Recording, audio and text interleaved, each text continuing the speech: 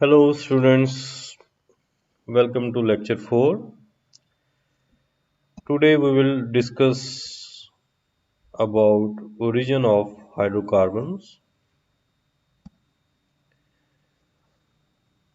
The organic material that actually the source of most of hydrocarbons most probably derived from single-celled planktonic or single-celled planktonic animals.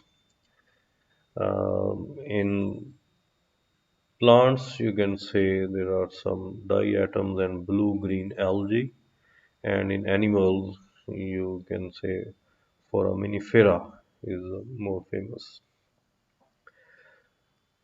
So both of these plants and animals actually are the key, you can say, source for oil and gas.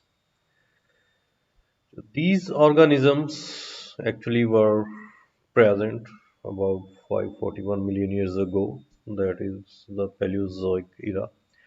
So this is also the one reason why we have a large quantity of oil and gas in the subsurface in the world.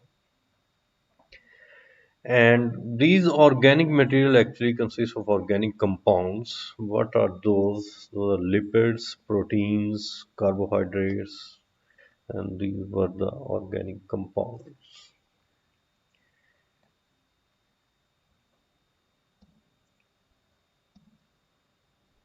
Okay.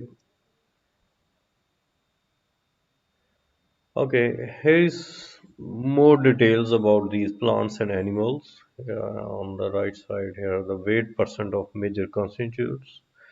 Protein, carbohydrates, lignin, lipids, those are present in those plants and animals. And although this information is more relevant to some geochemists or petroleum geochemists, but for information purpose, it is very effective information that how these different organic compounds vary in these organic substances.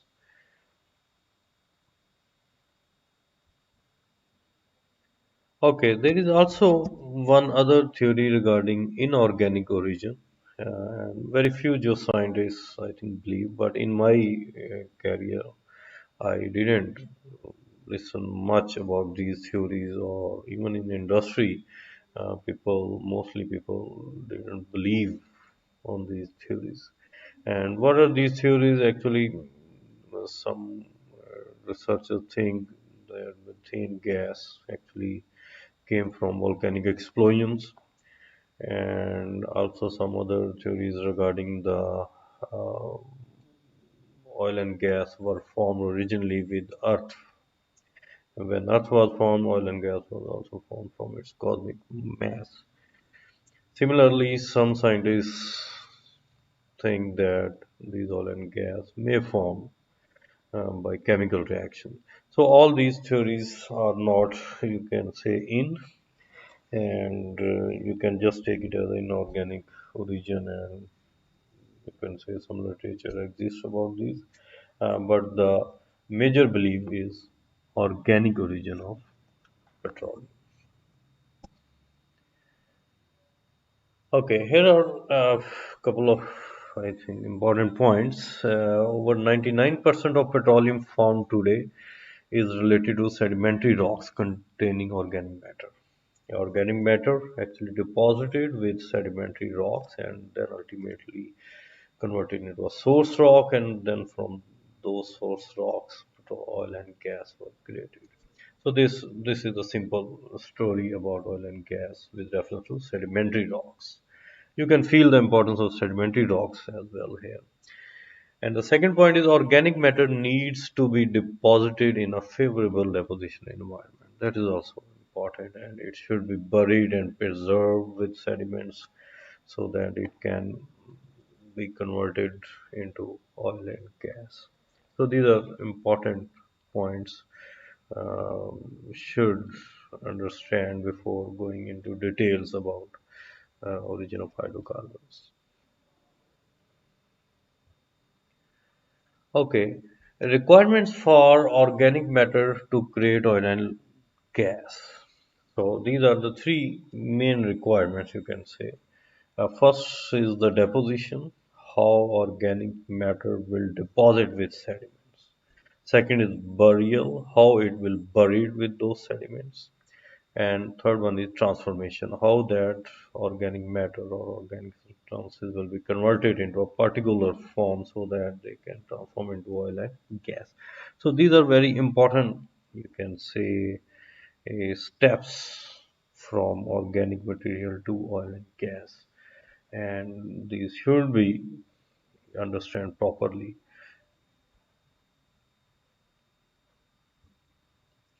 Okay, in deposition, actually we mostly study about favorable environments. What are the favorable environment for for the deposition of organic matter? And those are shallow marine or continental shelf environment, and secondly deltaic zone. I will not go in details about these environments. You can visit your previous lecture and hopefully you have worked on your assignment one and you have better understanding about these depositional environment. So look into these environment and just feel how the different conditions vary in these deposition environments. Similarly, other uh, concept about deposition of these organic substances are the geochemical fossils. There are some plants and animals which actually directly produce oil, and those geochemical fossils make up a small fraction of hydrocarbons. So there is very, you can say, minimum focus on these type of origin of hydrocarbons. Mostly, the scientists, researchers, and even industry have worked on it, and the process of creation of oil and gas from organic matter is very clearly, you can say, explained by different and specialists, subject specialists, petroleum geologists. Very, you can say, minimum belief on these geochemical fossils.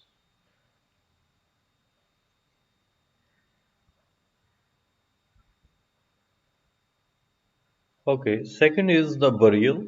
Organic matter should be buried with fine grained sediments.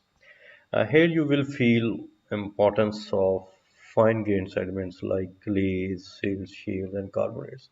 It is also one very important question why source rock always exists in shale, why it is not in sandstone, why it is not in other types of rocks.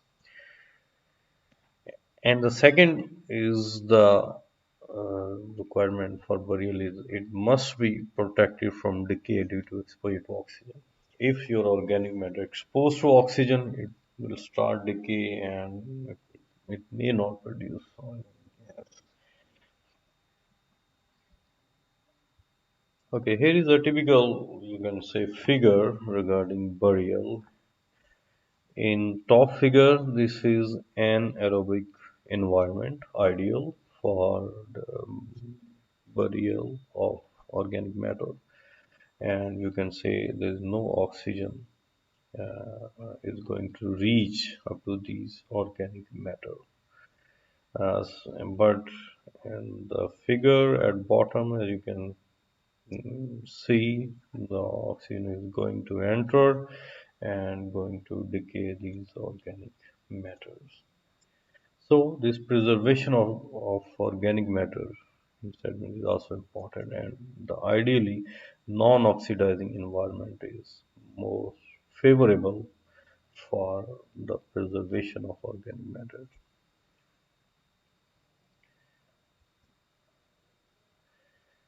Okay, next step is transformation. At this point, we'll learn that how organic matter deposited, how it buried, and in what type of environments and in what type of sediments it actually deposited and buried. And after that, it goes through transformation. And in transformation, there are three steps.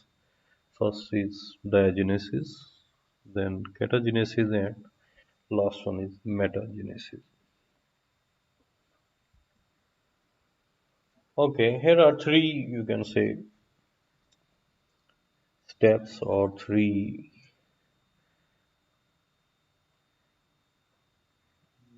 different conditions where these organic matters pass through. First of all, diagenesis.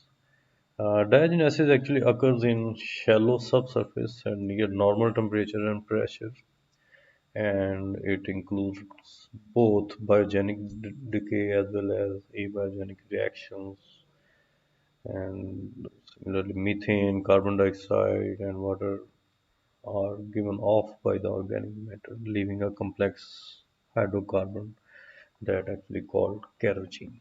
As you can see here, after this diagenesis, the material we obtain from organic substances that is called kerosene. You should also uh,